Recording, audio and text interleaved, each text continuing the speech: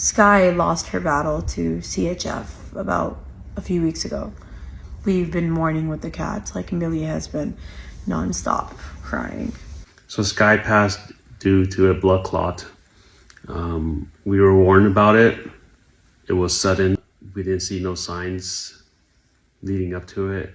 The hardest part about her passing, I think, was the fact that Skye was such a fighter from the very beginning, and what ultimately took her life is something she couldn't fight. She didn't stand a chance, and that's the hardest part, because if knowing Skye, she would have fought that. When she was found on the side of the road, nearly unconscious, she fought her way to survive. You know, she had progressive CHF. She fought to the very end. She was such a strong cat. The hardest part is still seeing her at home, like still seeing the places she would sit and relax. It's just her empty spots everywhere. Yeah. Anyway, it's been really hard. I'm sorry, guys. We tried so hard to make this video and like not get emotional.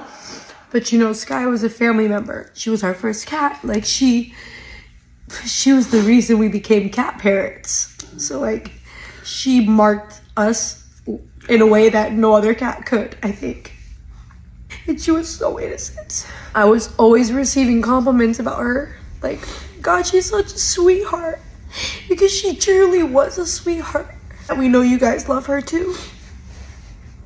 And that we also wanted you guys to know that when she passed away, she wasn't suffering.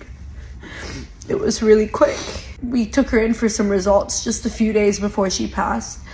And they told us it was some of her best results. That's like crazy. But the thing about a blood clot is that it sneaks up on you and there's like no warning or sign.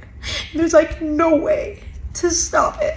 No matter what you do for your pets at that point, there's nothing you could do to save them. It's just ultimately the end for them. And that was really hard for us to cope with, I think.